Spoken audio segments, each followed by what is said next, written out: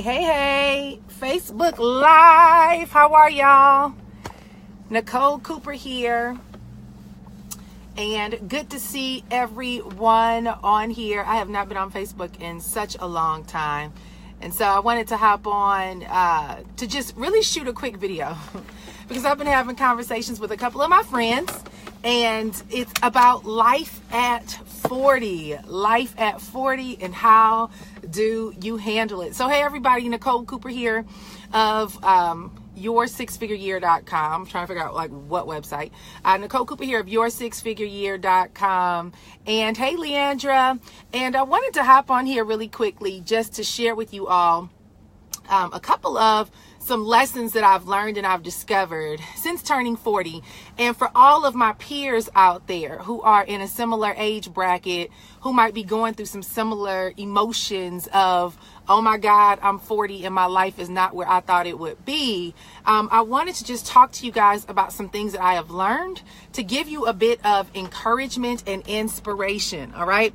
A bit of encouragement and inspiration. So if you are watching this video, you are either 40 or on the brink of 40. You might be in your 30s. I have a pretty good network of mid 30s, and I always have these things give me issues, mid 30s and up, right? So I'm not really the millennial girl, so I'm not going to attract a lot of millennials, but I do want to talk to you guys about how to handle your life at 40 and not being where it is that you want to be. Now, I'll be honest with you guys. I thought by the time I was 40, I would have my big house with the white picket fence and the perfect little kids that are in all their little sports, and you know, the perfect husband and perfect relationship and bank account, you know, on is lit, and all these things will be in order, and everything that I desire to have in life will be in its perfect place. And little did I know, I'm at 40 starting over again. And I've been having a lot of conversations with different people about them not being content about, oh my God, I'm 40 and my life is not where it needs to be. How do I handle it? And I was reminded of something that I used to share all the time when I used to do different speeches from a book called Start. Okay. One of my favorite books by Jon Acuff. And here's the deal. This is one of my favorite books that I never read. All right. I only read the back of the book and the inside fold of the book. I never actually read the book. And that was enough, because just from the fold of the book, I learned about this concept. The concept was Jon Acuff dissecting Dave Ramsey's life and how Dave Ramsey created his success over the years. You guys know Dave Ramsey is a billionaire, whatever I want to say, right? He's doing extremely well. He has a very successful business, but Jon Acuff dissected it. And what he did was he discovered the stages of success that it took for Dave Ramsey to get to where he is. So he talked about the fact that there's different stages according to your ages. He talked about your 20s, 30s, 40s, 50s, 60s. He said in your 20s, you're learning. In your 30s, you're editing. In your 40s, you're mastering. In your 50s, you reap a harvest. And in your 60s, you go back and you teach others. And this is what he discovered about Dave Ramsey's journey. And I used to teach this on the stage all the time, because in your 20s, you're like going gangbusters, want to do it all, want to try it all, want to experience it all. In your 30s, you become a little bit more conservative, where you start saying, no, I don't really like that, but I do enjoy this. You start really giving yourself the right to have your own opinion. So you're no longer going according to what everybody else is saying you should do. You're no longer focusing on what everybody else's opinion is, but you start dissecting in your 30s. I do want to do this, but I don't want to do that. And that's when you go through these career crises. Like, I don't really want to, I got a degree in social work, but I don't really want to do social work. Or I got into teaching because I thought I wanted to teach, but I don't really want to teach. You start figuring out where you want to go. In your 40s is your age and your season of mastery. This is when you've edited out all the things that you wanted to do, but now you start saying, you know what I really, really love is this. And I want to just focus on this, right? This is when you make a decision and you pick that lane and you go in that lane. Here's the deal with most of us in our 40s, and most of us who we created this perception over the years of where we would be. Most of us think that we should be reaping a harvest at this time, and that we should have everything already figured out, and we should have had everything perfected. And we're in an age and stage where we have this regret about our past. My goal is to help encourage you guys to not regret your past because you are on target, right? Your 20s was about exploration, about ambition, about doing all these things. Your 30s was about editing. But guess what? Your 40s is when it's time to make a decision and identify what you want and go after it, because you will reap a harvest. We will be able to have the things that we really desire, but it's a matter of making a decision of what you really want. Guys, so many of us are lying to ourselves. And I can't even tell you guys how many constant conversations I have to have with myself about, do I really like this? Or do I like it because I'm supposed to like it because other people say I should like it, right? Do I really like these kind of clothes, or do I wear these clothes because this is what's trending? And this is what they say you're supposed to wear. You know, I had a conversation with a friend the other day about lashes and getting lashes in the eyes, right? Those extensions. One of my girlfriends went and got them done, and she talked about how much they aggravated her and how it took so much for her to get these lashes off. And me and her both had a chance to go get these lashes done for free. And I told the lady, no, I don't really want to get them done right now because I didn't see a need for it. And when it was said and done and my girlfriend finally took the lashes off, I told her, I said, you know, I actually like my lashes as long as I got mascara. Like, I don't feel like I need to go get fillers in my eyes. It's just not something that I feel that I need right now. On a photo shoot, yes. But I don't need to run around spending $160 for them to put any fillers in my lashes. Like, that's not, I just don't feel the need to do that. And she said, you know what? I'm good with my lashes too. It was just a simple conversation, but because girls get lashes and girls get nails and girls get this and girls get that, we start assuming that, you know, all women should be wanting these things and all women should be going after these things and all women should have these things. And in actuality, it's not your preference, you know? We're in a stage, guys, in our 40s where we have to say, this is what I want and this is what I'm going after and this is what I'm going to do, because you will get a harvest if you find that thing that you love and you go after it. A lot of times, guys, we tell ourselves that because we didn't choose that perfect thing in our 20s or our 30s that we failed. No, you did everything right. You've explored, you've tried, you've sampled things. But now is the time, guys, for us to get honest with ourselves and identify what we really want. And I just told a girlfriend today, I said, I've discovered something about myself. I've been an internet marketer for 10 years. But can I tell y'all something? I actually don't like sitting at the computer. I don't like that. Like, that's not something that I enjoy. It's something that I'm really good at, but I don't enjoy it. And I remember telling my girlfriend a couple years ago, I said, I feel like I've developed a skill that has buried my gift. I've developed a skill that has buried my gift.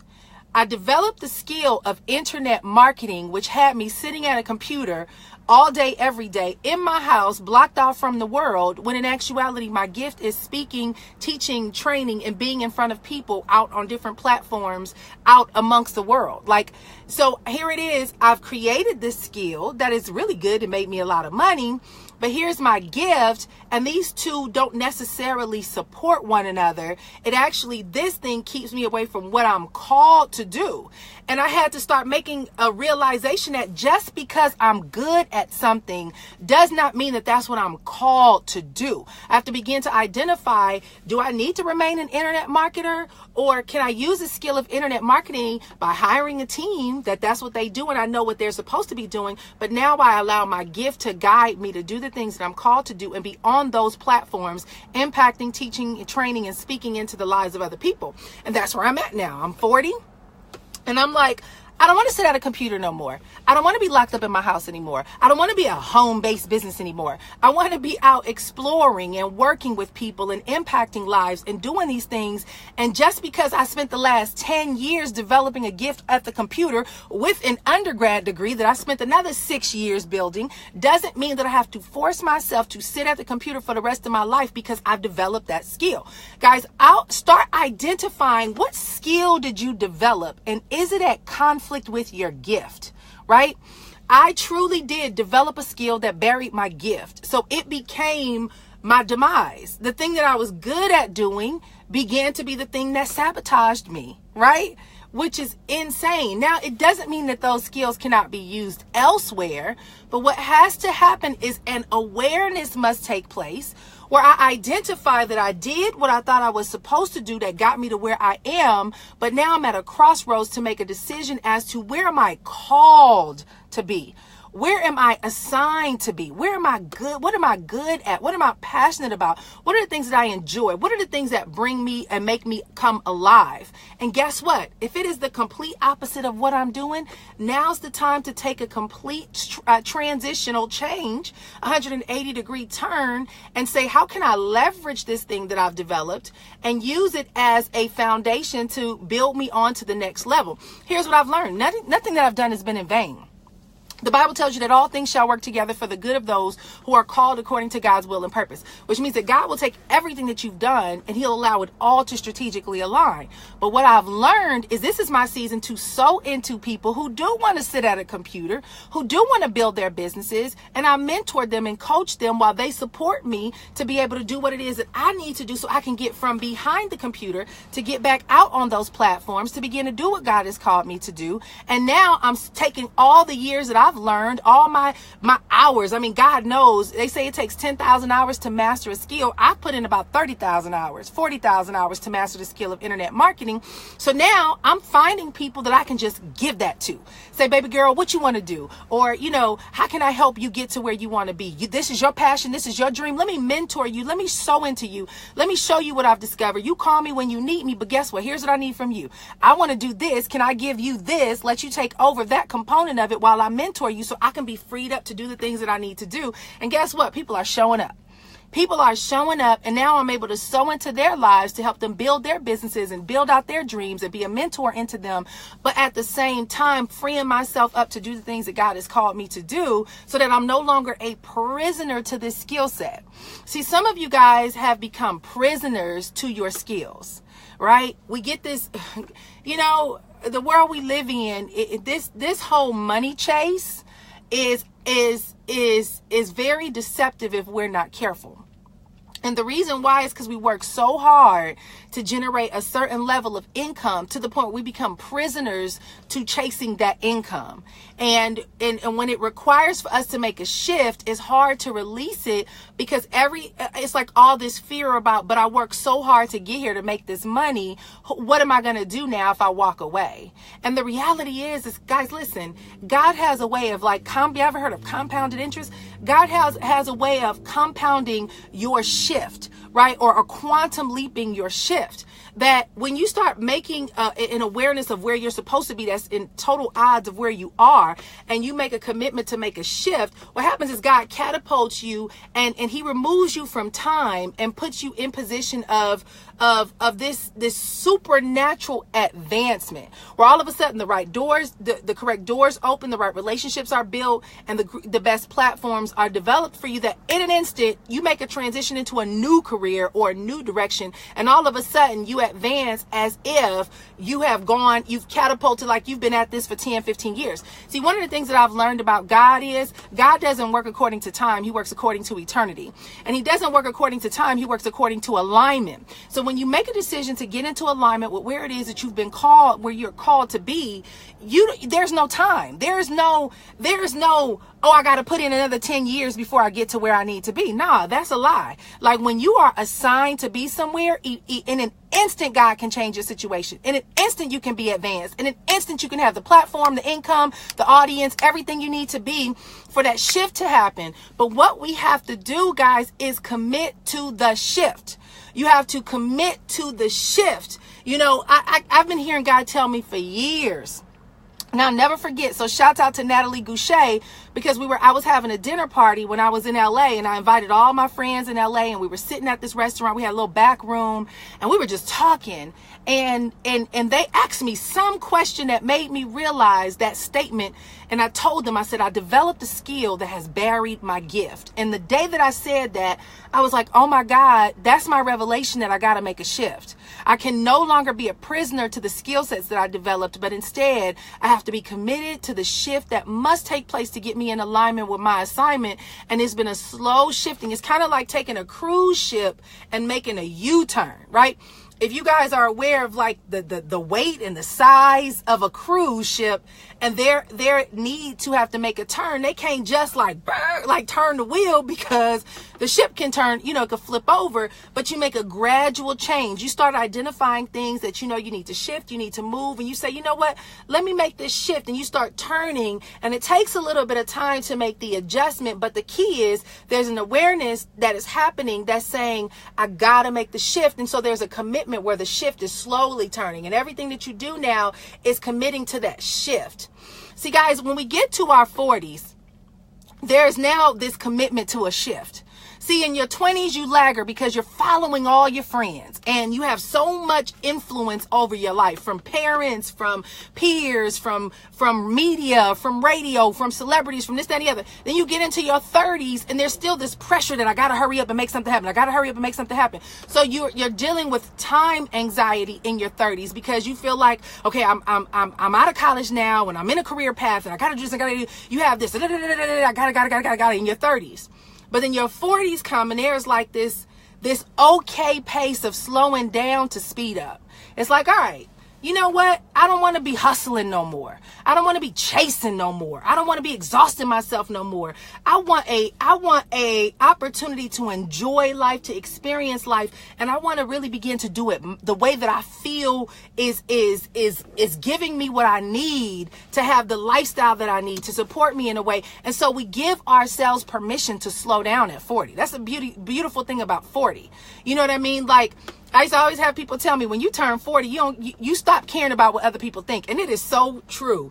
I'm gonna be honest with y'all. I'm losing a lot of friends in this day and age because I'm not moved by people's opinions. Like I just don't care. Like, I don't care what y'all think. I don't care what you say. I don't care how you feel. I'm not trying to keep up with you. Like, I really don't care. Like, it's just, I'm not moved by other people's opinions and chase and this and that, and I'm good with my pace of life. I'm so good with it because I know where I'm going, what I'm doing, and how I'm going to get there, and I don't need anybody's opinion or persuasion to make that happen.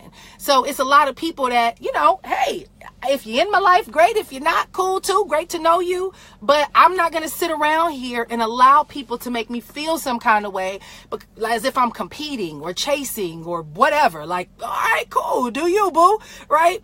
But at 40, we give ourselves permission to commit to the shift. And this is when you start making decisions that matter most to you. And as John Acuff's Start book says, 40s is about mastery. Guys, what is that thing that you've always wanted to do that you feel is the greatest thing that you can ever do for yourself? You love it. When you think about it, you get excited, you get exhilarated about it. And it's like, that that's your life's mission. This is when you make a decision to say, I'm going to invest in that direction, because this is what I've always, out of all of my years of experience of trying things and doing things and experiencing things and exploring things and seeing what other people are doing, this is my lane. This is where I want to go. Guys, that's what 40s is all about. It's about mastering the direction that brings your heart the greatest joy and the greatest contentment and the greatest excitement, and going in that direction. Guys, there's nothing more satisfying and fulfilling that you can do for yourself than identifying what works for you and going after it. I wrote down 3 key lessons that I've learned about being 40. The first one is 40 is about mastery. So this is about finding what I love to do and going after it, right? But the second thing is choosing peace over profits. I've made a lot of money in my day. I've done a lot of different things to make income, and I'm not going to lie, I still want to make a lot of money. But there's nothing more satisfying than having a peace of mind with what you're doing to generate that income, right? There's a lot of things that I've done that I've made a lot of money in that I didn't have a peace about. I didn't have a peace about the people I was connected to. I didn't have a peace about the process. I didn't have a peace about certain things. But now it's about identifying peace over profits. What brings you peace? What brings you a sense of fulfillment? What brings you joy? And it also will pay the bills, right? It's finding that lane. And the third thing is understanding what you will tolerate and what you won't tolerate. In this season of my life, There's certain relationships that I'm like, I'm not going to be disrespected in certain kind of relationships. You know, I'm not going to be dealing with certain types of, just disrespect. I'm not going to be dealing with a sense of unfulfillment. I'm not going to be dealing. It's just like a lot of things you understand what you do and don't want to deal with, even in a professional arena. Right? It's like certain things that if I don't enjoy doing it, I'm not going to do it. Right? So identifying what you will and won't tolerate, and then going ahead and making a commitment to get rid of it, y'all. Some of us drive ourselves through the mud dealing with stuff that we hate. Oh, I can't do it anymore. If I don't enjoy something, then I'm going to make a shift and I'm going to remove it out of my life. And so, guys, this is just a little reminder.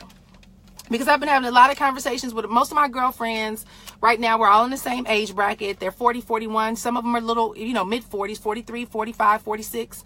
And then I have some other ones that are 38, 36, 35. Some people moving at different paces. Some people have found their sweet spot. Some people are making big money.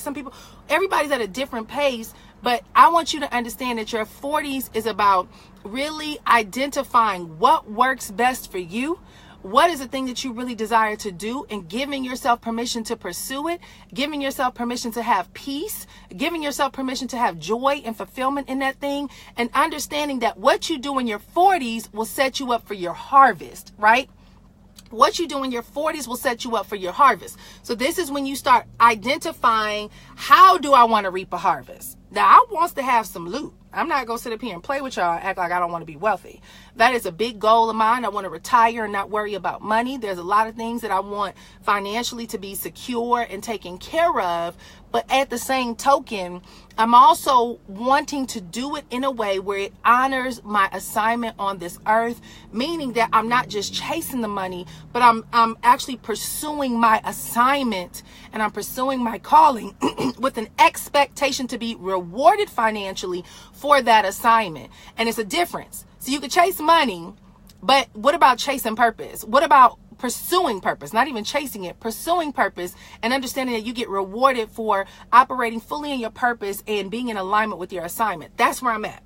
I'm like, all right, God, listen, it's time to have a discussion, Jesus. We need to have a little talk. I done tried all these years to chase the dollars, and I realize that money comes and money goes. But what I want to do, God, is to be in alignment with my assignment for why you put me on this earth. And I'm going to ask and command and demand, God, that I be rewarded nicely, financially, for that which you have assigned me to do. So I have an expectation to financially reap the benefits of being in alignment with my assignment. I want to get paid for what God has called me to do. Is that a sin? Heck no. Right? It's like, all right, the Lord talks about He has given you the power and the ability to have wealth. So why can I not expect, command, and live with the intention to be financially rewarded for what it is that I'm assigned to do? And when you realize that, I saw this from this guy by the name of, I think his name is Irwin, Kirk Irwin, some guy. And I'm going to share his stuff on my page. He's out of Australia, one of the best business coaches that I see online. I actually get way more out of him than I get out of Gary Vaynerchuk. This guy talks about real good, solid business principles. He talked about the fact that wealth comes from doing what you're passionate about well. Okay? He said wealth comes from you doing what you're passionate about, doing well in what you're passionate about. That's where money comes from, right? So when you find a thing that you love to do and you do it well, you will get financially rewarded for it. Some of us just find out where is the money, and whoever say the money's over here, we chase that thing over there, but we don't do that well. I'm not good at a lot of things. I can't go out here and I mean, it's just a lot of things I just can't do. So if somebody else is really good at it and they making a lot of money, just because they making a lot of money don't mean that I can go do it and do it well. No, that's not what I'm called to do. So I'm going to suck at it, and I'm not going to get no money from it because I don't do that well. But I do know what I do well. And if you do what you do well and what you're passionate about, God will allow you to be financially rewarded for that thing. My friends, my sisters, my brothers who's in your 40s or on the brink of your 40s, and you're sitting around here and you're saying to yourself, listen, your marriage may be falling apart. I think his name is Kirk Irwin. I don't know. I was looking at his videos all night last night. I'll share it on my page, Theron. But For those of you who's sitting around, life is shifting. You're not where you thought you were going to be. You feel like you're hitting a reset button. You're just getting started again. You're like, all right, God, like, I feel like a failure because everything that I thought was supposed to happen did not happen. And, here I am. I feel like I don't have what I'm supposed to have. I haven't accomplished what I'm supposed to accomplish. I want you to understand that you're right where you need to be. Okay. You're right where you need to be. Your 20s, you learn. Your 30s, you edit. Your 40s, you master. And your 50s, you reap a harvest. Do you got to wait till you in your 50s to reap a harvest? No. But guys, listen. It takes time to build on that which God has assigned you to build. And a lot of us are watching these microwaved videos about people and their overnight success stories. But you will see time and time again how many people have made millions over the years and lose it. And they make it and they lose it. And they make it and they lose it. I will never forget, I heard a video that says the average millionaire filed bankruptcy 2.3 times before they actually made their first real million and actually kept it. All right. So if you think about filing bankruptcy 2.3 times, well, heck, you can only file bankruptcy every 7 to 10 years. So that means that maybe they filed in their 20s and maybe they filed in their 30s. But by the time they got to their 40s, they knew how to keep their money. That means that things happen with time. Give yourself permission to embrace the time, your maturity, your experience to be able to evolve and develop into who you are called to be. And it's okay if you rediscover who you really are in your 40s or in your 50s or even in your 60s. The bottom line is that you figure that thing out, you go after it, you build on it, you develop it, and you begin to manifest that assignment that God has created you to live. My friends, God has put you on this earth with a divine assignment, and He's given you a vision that you have to be mature enough to commit to. You have to be so committed to that thing that no matter what everybody else's influence and persuasion and opinions and everything, you are so committed to that assignment that you're willing to shield off everybody else's opinion to make a decision, which means that it's the only option that you pursue. When you make a decision to pursue that which God has assigned you to, what's going to happen is immediately in an instant, supernatural advancement will occur in your life.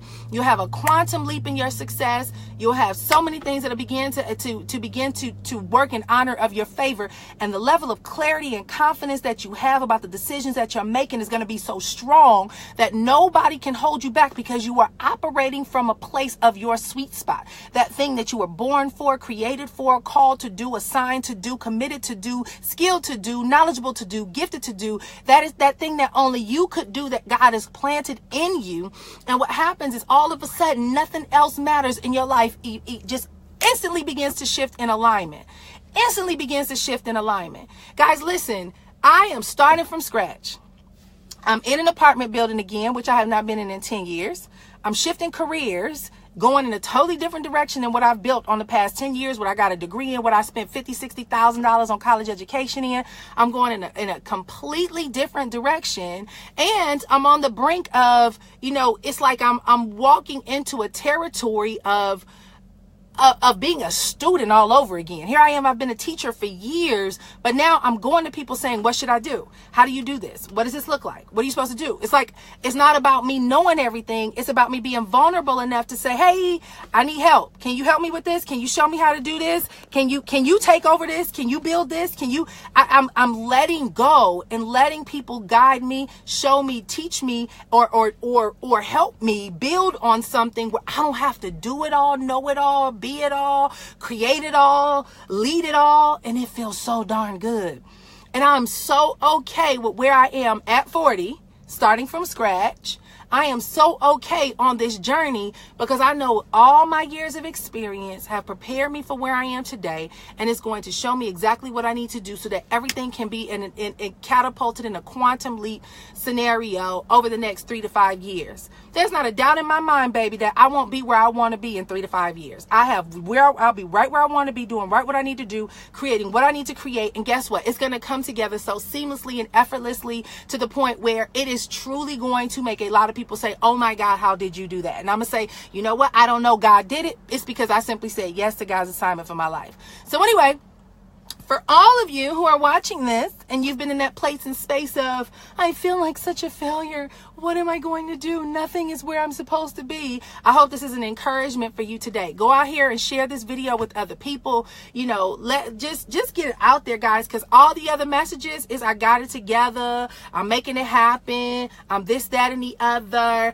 And then we got all these young millennials coming in and they killing the game. And we're like, oh my God, I'm not 20 anymore. The 20-year-olds are taking over and they're doing all these amazing things in rapid time and I can't keep up and all this stuff. And it's okay. Let the millennials have their stage and space, but God still has an assignment for you. It's not too late for you. So I hope this encourages you guys. Y'all have a great and awesome day. Go ahead and share this video with some other people and I will talk to y'all later. Bye.